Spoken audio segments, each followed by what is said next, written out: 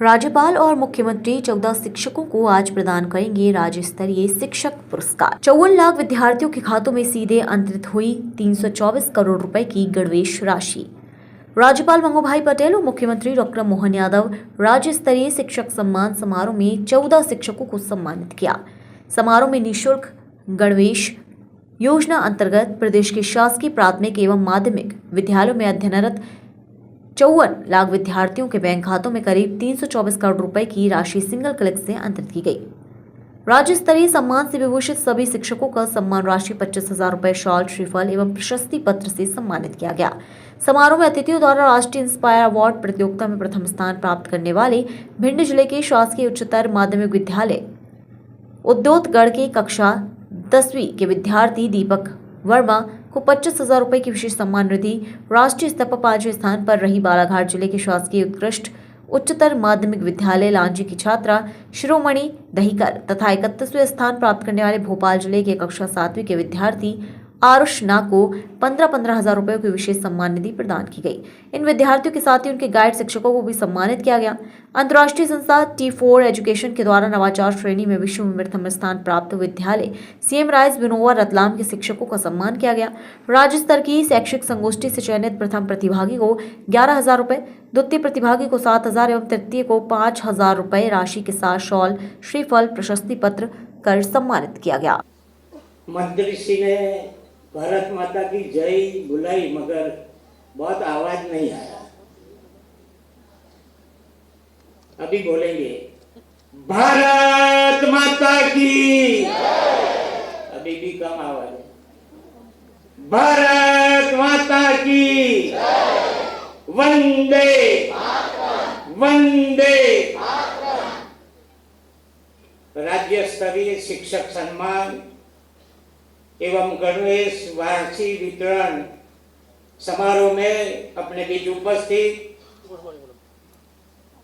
माननीय मुख्यमंत्री श्री, अभी मैंने बताया कि कभी मध्य प्रदेश के विकास के लिए हवाई जहाज उड़ाते हैं, कभी कभी उद्योग बटोरने जाते हैं और मंत्री श्री ने बहुत अच्छा बताया कि कैसे हमारे मुख्यमंत्री है, ऐसे विकासशील पुरुष हमको मध्य प्रदेश को मिले हैं। ऐसे मुख्यमंत्री डॉक्टर मोहन यादव जी,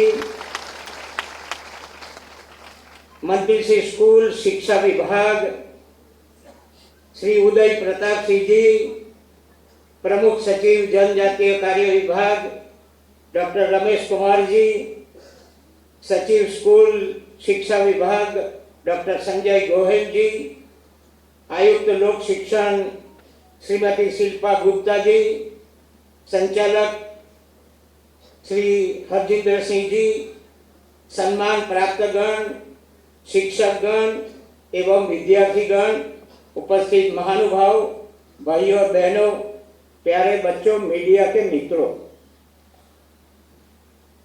हमने सामने ही डॉक्टर राधाकृष्ण जी का फोटो रखा। कभी उनको पूछा कि जन्मदिन मनाना है तो उन्होंने बोला कि जन्मदिन मनाना है तो शिक्षक दिन के जन्मदिन मनाओ, यानी खुद शिक्षक तो जन्मदिन मनाओ तो शिक्षक को प्रेरणा मिले, उसका सम्मान हो और बहुत जरूरी है। और हम शिक्षक दिन को उनकी जन्म जयंती बना दें। दूसरा है राष्ट्रपति अब्दुल कलाम जी। किसी ने पूछा कि आपको जानना है तो कौन से पद से जाने, और साइंटिस्ट थे, शिक्षक भी थे, तो उन्होंने कहा कि मेरे को जानना है तो मेरे को शिक्षक के रूप में जानो, ये मेरी पद्धति है। दुनिया के अंदर वो हमारी गुरु शिष्य परंपरा ही है, जिसके कारण से हर काल, हर युग में, हर समय हमारी दी गई शिक्षा व्यवस्था और गुरुकुल ने हर आने वाली चुनौतियों में अपनी महत्वपूर्ण भूमिका अदा की है। वर्ष कोई भी हो, समय कोई भी हो, चुनौती कैसी भी, जब भी मौका पड़ा तो उन चुनौतियों का सामना करने के लिए हमारे विश्वविद्यालय, महाविद्यालय, विद्यालय ने अपनी महती भूमिका अदा की। हम भगवान राम का काल देखें, भगवान राम के काल में समर्थ दशरथ, जिनकी अपनी उस समय की कीर्ति पताका, उनका शासन का करने का तरीका, उनकी उदारता, वीरता, धीरता, गंभीरता, इस बात की कमी, लेकिन जो कमी थी उसमें गुरु ने फिर भी देख लिया। वो गुरु और शिष्य के बीच में एक मिलन होता विश्वामित्र के माध्यम से, जब वो राम और लक्ष्मण को लेके जंगल जाते हैं और होने वाली घटनाओं से परिचित कराते हैं कि ये हड्डियों के ढेर किस कारण से।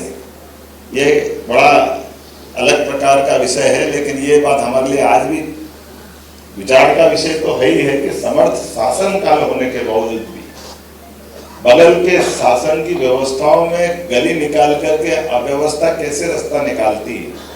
और हमने सबने देखा कि वो घटनाक्रम है जब केवल गुरु ने अपने शिष्यों को छाटा, निकाला और भगवान राम और कृष्ण का जीवन, उसके भगवान राम और लक्ष्मण का जीवन उसके बाद बदला।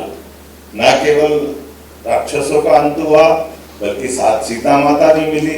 2000 साल पहले भी हुआ, ये 200 साल पहले भी हुआ। जब हमारे यहाँ लॉर्ड मेकाले आते तो उनने हमारी सारी शिक्षा व्यवस्था ध्वस्त की, इसमें उसमें कोई अंतर नहीं।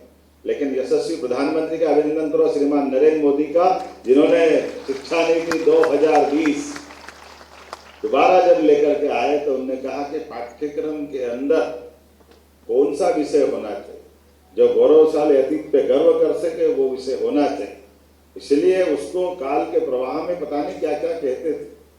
भगवान राम और भगवान कृष्ण के जीवन के उत्कृष्ट प्रसंगों को लेकर के केवल उनको कर्मकांड की माइथोलॉजी में डाल देना, ये दुर्भाग्य की बात है। हमारे लिए तो ये भारत का विश्व गुरु बनने का जो सपना है, कोई धनी बनना चाहता है, कोई ताकत वाला बनना चाहता है, लेकिन भारत ने अपना मार्ग कौन सा खोजा है?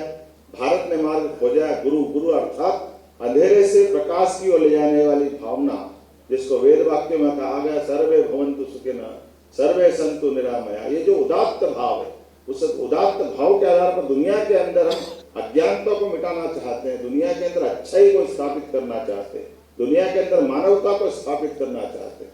और ये आती कहाँ से? ये आती शिक्षा से, ये गुरु परंपरा से, गुरु शिष्य परंपरा को पुनर्स्थापित करती है। इसलिए आज के इस अवसर पर हम इतने अच्छे माहौल में हैं कि हम काल के प्रवाह में आईने की तरफ सब कुछ साफ दिख रहा है। एक एक करके वो सारी बातें स्थापित होती जा रही है, जिसके कारण से दुनिया में भारत जाना जाता है।